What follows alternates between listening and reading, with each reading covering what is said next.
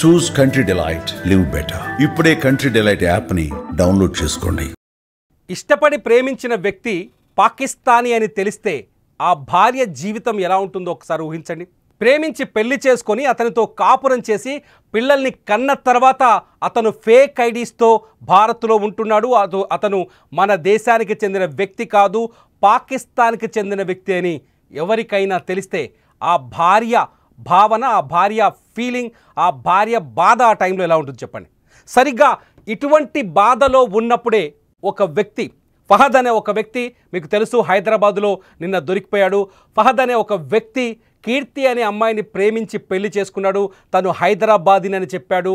అతని fake IDs అన్ని create చేసి ఆ అమ్మాయిని నమ్మించాడు. ఆ తర్వాత ఈ అమ్మాయితో పెళ్ళయి కాపురం చేసి కొడుకు కలిగిన తర్వాత ఈ అమ్మాయిని వదిలేసి మరో అమ్మాయితో స్నేహం మొదలుపెట్టాడు. మళ్ళీ సేమ్ సీన్. అక్కడ కూడా అమ్మాయిని ట్రాప్ చేయటం, ఆ అమ్మాయితో మళ్ళీ రాసలీలలు కొనసాగించడం, ఈ అమ్మాయిని చిత్రవధకు గురి చేయటం. పాకిస్తాన్ నుంచి వచ్చి హైదరాబాదులో తప్పుడు ఐడీలతో నివాసం ఉంటూ ఇక్కడి అమ్మాయిని ప్రేమించానని మోసం చేసి ఎంత ధైర్యం కావాలి? నిజంగా ఆ కీర్తి పడ్డ బాధలేంటి? అసలు ఆ కీర్తి అనుభవించిన నరకం ఏంటి? అసలు ఆ ఫహద్ ఎలా ఈ అమ్మాయిని ట్రాప్ చేశాడు, అతన్ని ఎలా నమ్మింది? ఈ అంశాలన్నింటినీ మనతో చర్చించడానికి లైవ్లో కీర్తి ఉన్నారు.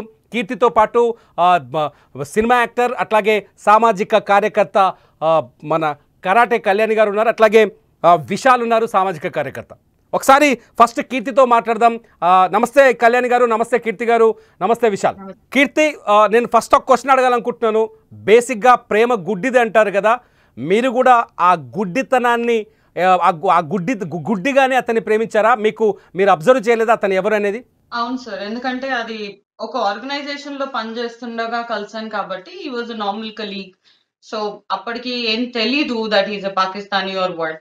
All that I know is ఆయన ముస్లిం అని తెలుసు, అంతేగాని అంతకు మించి నాకు ఏం తెలియలేదు. కనీసం మీకు ఎన్నాళ్ళ క్రితం పెళ్ళైంది? ఎన్ని రోజులు మీరు కలిసి ఉన్నారు? 2016 ఆగస్ట్ లో పెళ్ళైంది. అండ్ మొన్న ఒక 4 వీక్స్ వరకు కూడా తను ఇంట్లోనే ఉండే అండి. 4 వీక్స్ కి ముందే ఇల్లు మొత్తం ఖాళీ చేసి కింద వాళ్ళ అమ్మమ్మ వాళ్ళ ఇంటికి వెళ్ళిపోయాడు. కీర్తి, మీకు ఇతను ఎవరైతే ఈ ఫహద్ ఉన్నాడో, మిమ్మల్ని ప్రేమించానని తిరిగాడు, పెళ్లి చేసుకున్నాడు, మీతో జీవనం కొనసాగించాడు, ఇతను పాకిస్తానీ అని మీకు ఎప్పుడు తెలిసింది? ఐ థింక్ 2021 టైంలో అది ఎన్ఆర్సీఏ ఇష్యూ జరిగినప్పుడు ఐ థింక్ అప్పుడు కొంచెం డిస్టర్బ్ అయ్యింది వాళ్ళ ఫ్యామిలీ, అప్పుడు తెలిసిందండి. అసలు ఏం జరిగింది చెప్పండి. అసలు మీ పెళ్లి తర్వాత ఇతని ప్రవర్తన ఏంటి, మీతో ఎలా ఉన్నాడు, వాళ్ళ ఫ్యామిలీ మెంబర్స్ మీతో కలిసేవాళ్ళ, వాళ్ళ ఫ్యామిలీ ఇక్కడ ఉందా, అసలు ఏం జరిగింది చెప్పండి ఒకసారి.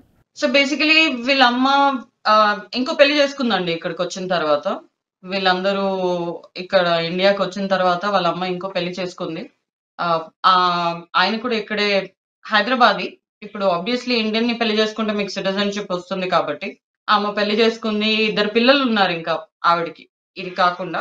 అండ్ దెన్ మా పెళ్ళైన తర్వాత వాళ్ళ ఇంటికే వెళ్ళాము, వాళ్ళ ఇంట్లోనే ఉన్నాము. బట్ దెన్ కుదరలేదు, ఇట్ డెంట్ వర్క్. ఎందుకంటే నేను ఒక వర్కింగ్ ఉమెన్, నైట్ షిఫ్ట్ చేసి వచ్చేదాన్ని. అండ్ దెన్ వాళ్ళ పట్టింపులు వాళ్ళకి వాళ్ళవే ఉండేది. Always there was some or the other torture అన్నమాట. ఏదో ఒక మాట మీద ఏదో ఒకటి చెప్తూ ఉండాలి, చేస్తూ ఉండాలి. అలా చాలా ఇష్యూస్ జరిగాయి వాళ్ళ ఇంట్లో. దాని తర్వాత మేము అక్కడ నుంచి సెపరేట్ అయిపోయాక కూడా దట్ కంటిన్యూడ్. అంటే ఒకరు ఫోన్ చేసి ఇయర్ ఫిల్ చేయడం కానీ అలాంటివి జరుగుతూ ఉంటాయి. తిను ఏ మాట, ఎవరైనా ఫోన్ చేసి ఒక మాట అన్నా కూడా రివర్స్ గా వచ్చి నన్ను కొట్టడం కానీ, తిట్టడం కానీ ఇలాంటివి చాలా జరిగాయి. అదే కాకుండా బయటికి తీసుకెళ్ళినా ఏదో ఒక వంక మీద హిందూస్ ని ఏదో ఒకటి చెప్పడం.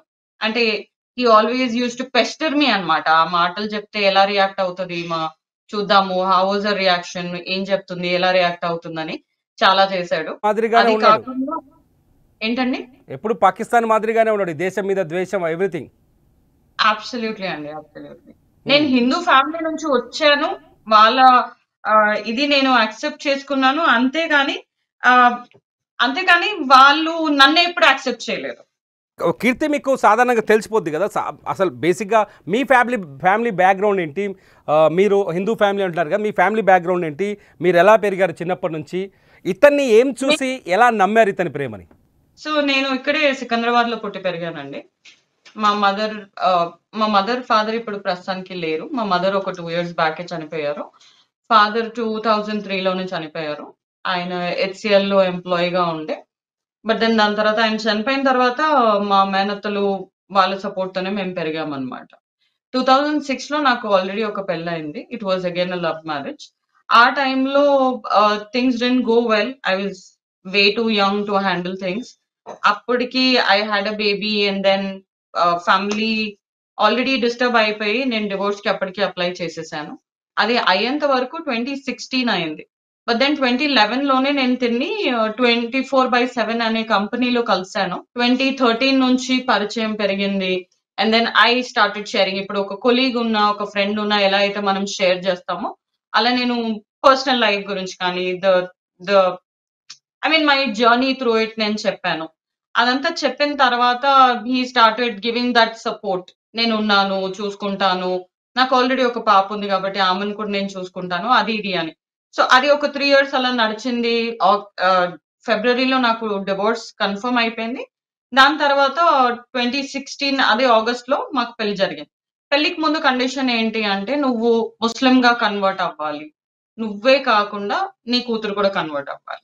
ఇన్ని రోజులు ఆల్ దోస్ 3 ఇయర్స్ అప్పటికి బానే వాడుకున్నాడు నన్ను. నేను డబ్బులు గాని, ఏమైనా కానీ బానే వాడుకున్నాడు. దాని తర్వాతే ఈ కండిషన్ వచ్చింది. నువ్వు ముస్లిమ్‌గానే ఉండాలి. నువ్వు ముస్లిమ్‌గా మారితేనే ఈ పెళ్లవుతుంది. ఫైన్. నేనేమనుకున్నాను, ఓకే. పాప ఉంది గదా! తన లైఫ్ కూడా బాగుంటుంది అని చెప్పేసి ఐ యాక్సెప్టెడ్.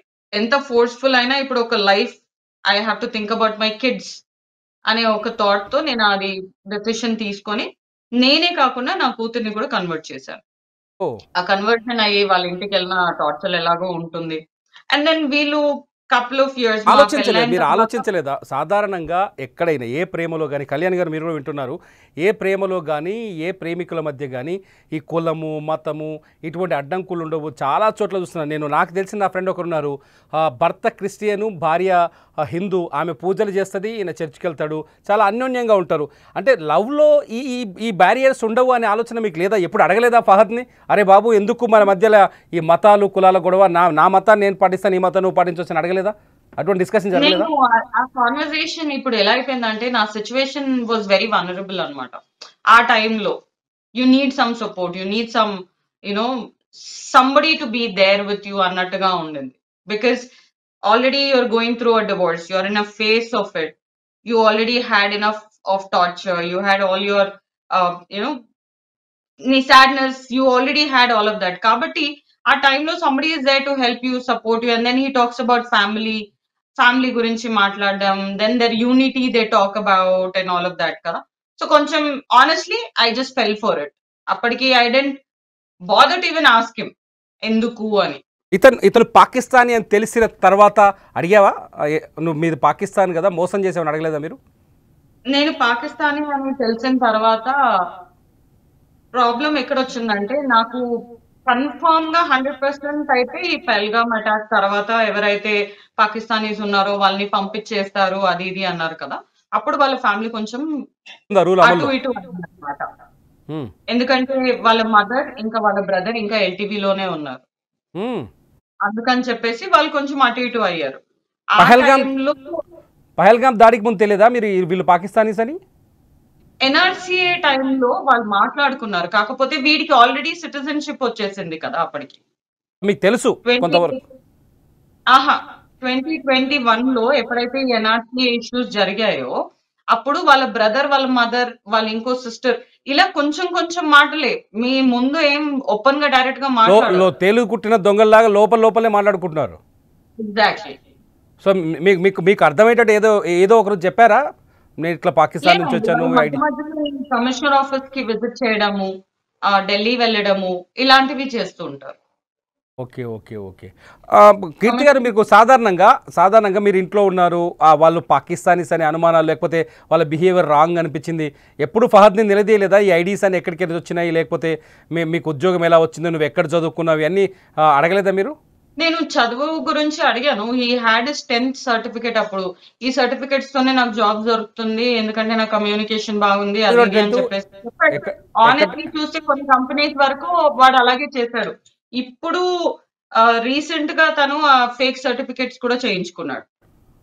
10th ఎక్కడ సర్టిఫికేట్ ఉంది? హైదరాబాద్లో చదివినట్టుగానే ఉందా? హైదరాబాద్‌లో చదివిన సర్టిఫికేట్ ఒక్కటే ఉంది. వాళ్ళ మదర్ అంటే వాళ్ళ మదరు మిగతా ఇద్దరు పిల్లల పరిస్థితి ఏంది? వాళ్ళు కూడా ఇటువంటి ఫేక్ సర్టిఫికెట్స్ తోటి ఉన్నారా? లేదండి, వాళ్ళు చదువుకున్నారు ఇక్కడ.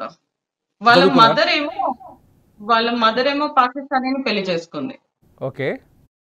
వీళ్ళు నలుగురు ఆయనకు పుట్టిన పిల్లలే. These guys are Pakistani citizens. Okay.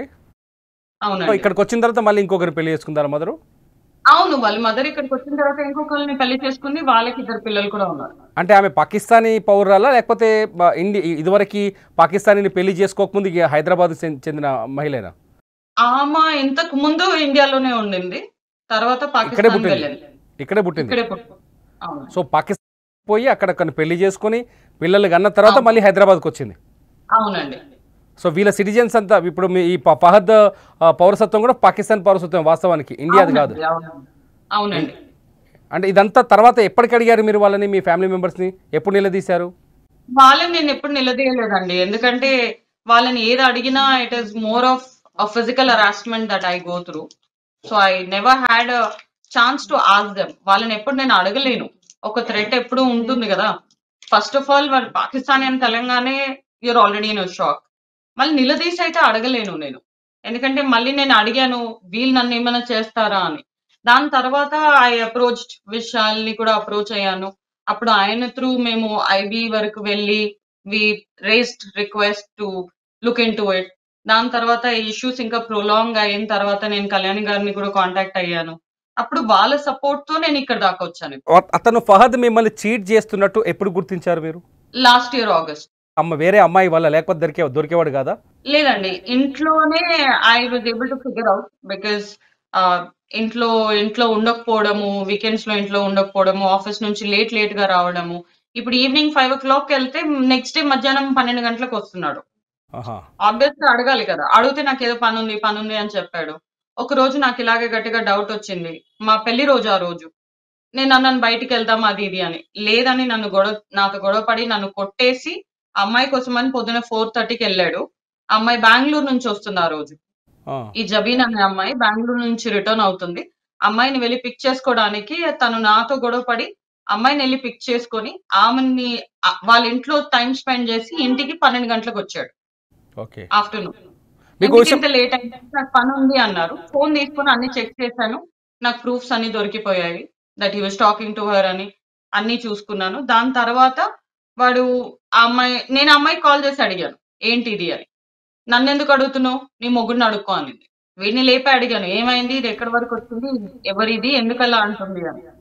అప్పుడు వాడు కన్ఫరెంట్ చేశాడు. నేను అమ్మాయితో మాట్లాడాను, ఎందుకంటే ఆ కంపెనీలో నేను పనిచేశాను. అప్పుడు తను నా కొలీగే, వీడు నా కొలీగే, అందరం ఒకటే కంపెనీలో పనిచేసాము.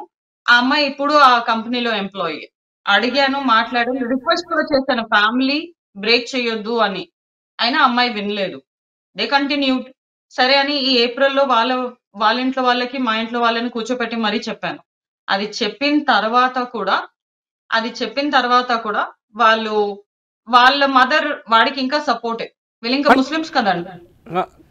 కీర్తి ఒక ప్రశ్న అడగాలనుకుంటున్నాను. మిమ్మల్ని మతం మార్చుకోమని ఫోర్స్ చేశాడు. ఎప్పుడైనా ఈ దేశం విడిచి వెళ్ళిపోతాం, లేకపోతే బయటికి వెళ్ళిపోదాం, ఇది మన ఊరు కాదు, ఇటువంటి భావజాలం ఎప్పుడైనా చూపించాడా? ఎప్పుడైనా బయటికి వెళ్దాం, ఇక్కడ నుంచి వెళ్ళిపోదామని?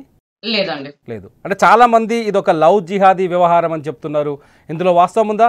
మిమ్మల్ని మతం మార్చుకొని లేకపోతే దేశానికి వెన్నుపోటు పడవాలి, ఇక్కడ కొందరిపైన దాడులు చేయాలి, ఇటువంటి ఆలోచనలు ఏమైనా కనిపించాయా? అవునండి, ఎందుకంటే ఇప్పుడు నాకు ఆల్రెడీ ఎడ్యుకేషన్ ఉంది, ఒక మంచి జాబ్ కూడా ఉంది. పిల్లల ఫ్యూచర్ గురించి ఆలోచించి నేను పాస్పోర్ట్ చేయించుకుందాము, నేను కెనడా వెళ్దాము అని చెప్పేసి నేను ప్రాసెస్ స్టార్ట్ కూడా చేశాను. వై యాక్సెస్ లో నేను ఆల్రెడీ డబ్బులు కట్టేసి ఆ డబ్బులు అక్కడే వదిలేసాను. నేను ఇంకా అక్కడ అది చేశాను. పాస్పోర్ట్ కి అప్లై చేశాను. మ్యారేజ్ సర్టిఫికేట్ మీద పేరు జోహా ఫాతిమా ఉంది, కీర్తి జగదీష్ అని లేదు అన్నందువల్ల I couldn't proceed with my passport also. Only ఆ మ్యారేజ్ సర్టిఫికేట్ లో ఆ పేరు అలా ఉంది. ఎందుకంటే నాకు అన్ని లీగల్ డాక్యుమెంట్స్ లో నాకు అన్ని పేర్లు కీర్తి జగదీష్ అనే ఉంది. I never change my name anywhere. ఆ మ్యారేజ్ సర్టిఫికేట్ వల్ల బికాజ్ యూ మ్యారీడ్ అని చెప్తున్నారు కాబట్టి I have to produce the certificate. అక్కడ పాస్పోర్ట్ ఆగిపోయింది. నా పాస్పోర్ట్ అవ్వట్లేదు. ఎన్నో రిక్వెస్ట్ చేశాను, లేదు బయటికి వెళ్ళకూడదు, ఇండియాలోనే ఉండాలి. అంటే ఎవరైనా బయటికి వెళ్ళి they want to make there futures better, పిల్లల ఫ్యూచర్ మంచిగా అవ్వాలని కోరుకోవాలి, కానీ ఇక్కడే ఉండి ఏం సాధించాలి నాకు అర్థం కాదు. అంటే ఇండియాలో ఉండాలి, ఇక్కడే ఉండాలి అంటే మీకు ఏదైనా దేశం ఉండాలి, వేరే దేశం గురించి ఏం మాట్లాడాలి, ఇక్కడే ఉండాలి, ఇక్కడే ఉండి ఇక్కడే ఏం చేయాలనుకున్నాడో నాకు తెలియదు.